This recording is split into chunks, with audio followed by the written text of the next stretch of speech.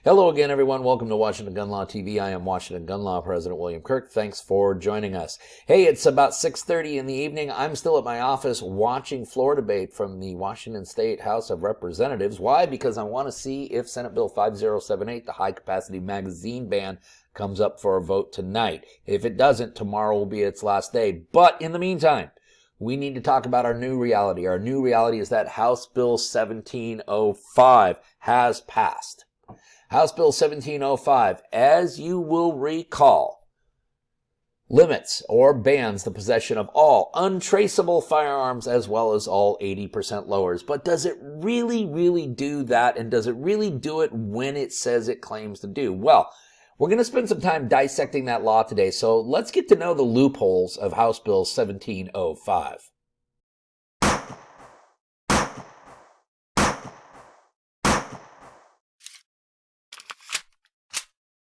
Okay, before we get rolling, you guys know the drill. If you like this video, click the like button. If you want to stay up to date on issues related to your Second Amendment rights, click the subscribe button. Click the little bell logo if you want to be notified when we post new videos. And most importantly, let's keep the comments and discussions coming. That's how we're going to make sure we're getting our videos out to more lawful and responsible gun owners like yourself. Okay, we've already done a bunch of videos on House Bill 1705, and as we do know, it was passed by the Senate this week. It had previously passed out of the House. It is now headed to the governor's desk. It's going to become law. The enactment date on the bill is July 1st, so everybody right now is freaking out going, oh my God, if I'm possessing an untraceable firearm, if I have an 80% lower, effective July 1st, I'm now in violation of the law. It doesn't quite work like that. There are some nuances, some loopholes, if you would, in House Bill 1705. One big one, as a matter of fact, and I'm going to go over those with you today, try to break this very convoluted bill here down into small, digestible pieces so that we can all understand it. Now, listen, the first and perhaps the most important part of this video today is this. When we're talking about any ban of untraceable firearms, we are not talking about all untraceable firearms. In fact, we're talking about a very limited number of untraceable firearms. Now, as we know, untraceable firearm is defined in RCW 9.41.010. It's currently defined in Section 35, but with the passage of House Bill 1705, it now becomes Section 41 due to new definitions that have been put into this section of the law. We've done a video on that, and we'll put the link for that down below. But whether we take the old definition or the newly amended definition of untraceable firearm found in either Section 35 or Section 41, this is what we get. Untraceable firearm means any firearm manufactured after July 1st, 2019 that is not an antique firearm and that cannot be traced by law enforcement by means of a serial number affixed to the firearm by a federal firearms manufacturer, importer, or dealer in compliance with all federal laws and regulations.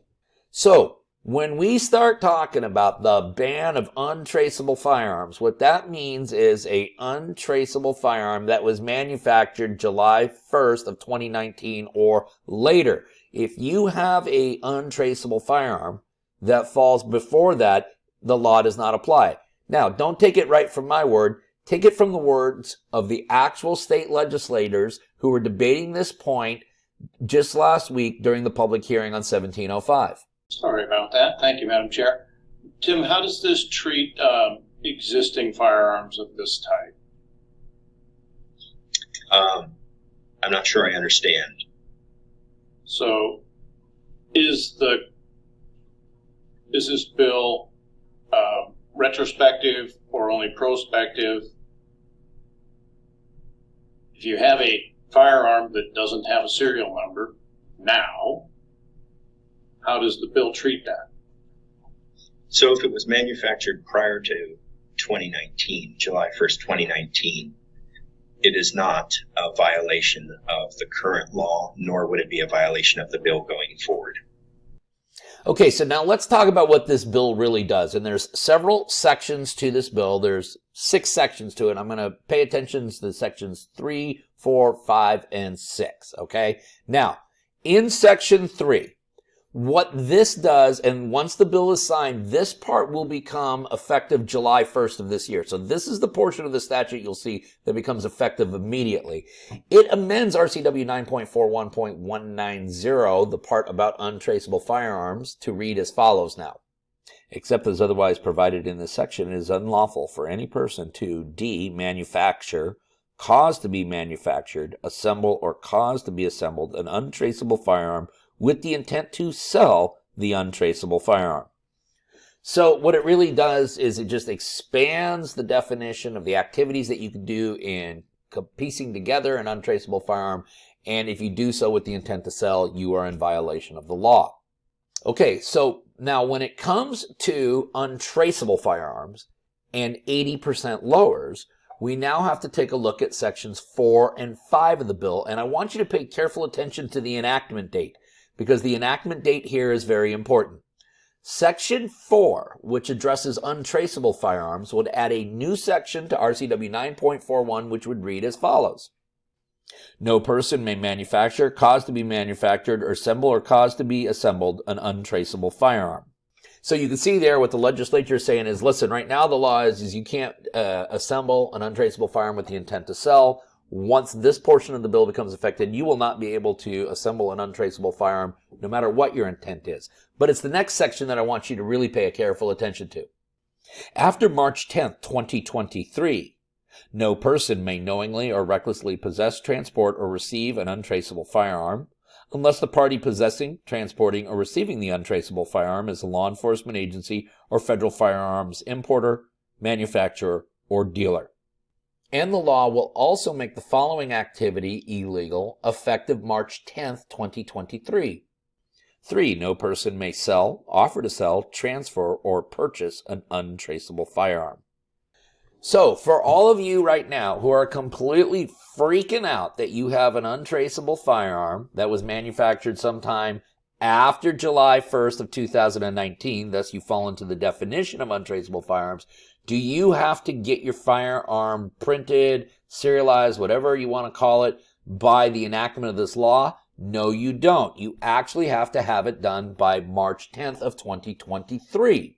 Okay, so knowing that March 10th of 23 is the effective date, what are the exceptions to the statute? Well, the bill specifically states, subsection 2 and 3 of this section do not apply to any firearm that A. has been rendered permanently inoperable, B. is an antique firearm as defined in 18 U.S.C. section 921, C. was manufactured before 1968, and then this is the one that most likely all of us are going to fall under, D. has been imprinted by a federal firearms dealer or other federal licensee authorized to provide marking services as provided for in Section 6 of this Act. So if you have an untraceable firearm which was manufactured after July 1st of 2019, you will have to have it marked and serialized by an FFL no later than March 10th, 2023. Why that date? Well, that is exactly 1 year from the end of this year's legislative session. Now, Section 5 of the bill does relatively the exact same thing to 80% or unfinished frames or receivers. In fact, the bill specifically states, after March 10th, 2023, no person may knowingly or recklessly possess, transport, or receive an unfinished frame or receiver unless A. the party possessing, transporting, or receiving the unfinished frame or receiver is a law enforcement agency or a federal firearms importer, manufacturer, or dealer, or B. the unfinished frame or receiver has been imprinted with a serial number issued by a federal firearms importer, manufacturer, or dealer. And the statute would also have the following prohibitions. 2. No person may sell, offer to sell, transfer, or purchase an unfinished frame or receiver unless A. the party purchasing the unfinished frame or receiver is a federal firearms importer, manufacturer, or dealer, or B. the unfinished frame or receiver has been imprinted with a serial number issued by a federal firearms importer, manufacturer, or dealer. So, once again, if you have an unfinished frame or receiver, an 80% lower, and you want to grandfather that in, you want to make that still a firearm that you can lawfully possess, it will need to be affixed with a serial number by March 10th of 2023.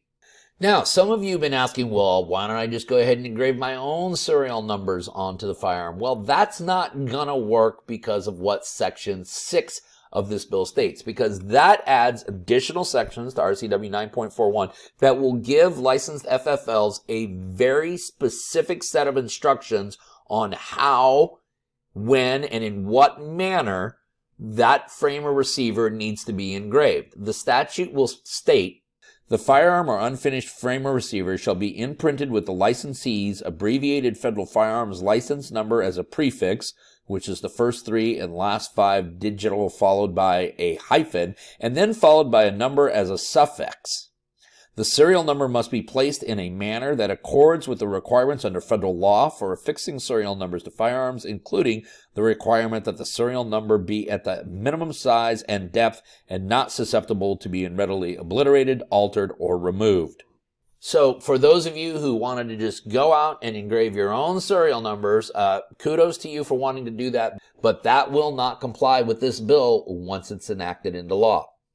And finally, we need to talk about the punishments you face if, God forbid, you are discovered to be in possession of an untraceable firearm or an unfinished frame or receiver. For the first offense, it is a civil infraction. It is not a criminal offense. It is a $500 fine. For your second offense, however, if charged, you will be charged with a simple misdemeanor punishable by up to 90 days in jail and a $1,000 fine. And if you have 2 or more subsequent offenses, any following offense would be charged as a gross misdemeanor punishable by up to 364 days in jail and a $5,000 fine. And yes, similar to unlawful possession of a firearm, there is a separate count for each firearm and or frame and receiver that you possess in violation of this law. Okay, so the bottom line is this. You guys do not own an untraceable firearm unless it is both untraceable, because it doesn't have a serial number, and it was manufactured after July 1st of 2019. If you do, that's an untraceable firearm. When do you need to get that or any of your unfinished frame or receivers serialized? Does it have to be done on July 1st when this bill would go into effect? No, it doesn't. It's March 10th, 2023. Listen, I'm sure you're going to have more questions about House Bill 1705 or any of this other legislation that's kicking around in Olympia this year. And if you do, don't ever hesitate to contact us at WashingtonGunLaw.com, or of course you can call us directly at 425-765-0487. Now, let's remember, part of being a lawful and responsible gun owner, like we talk about all the time here at Washington Gun Law, is to know what the law is in every situation and how it applies to you in any instance that you may find yourself. Until next time, thanks for watching and stay safe.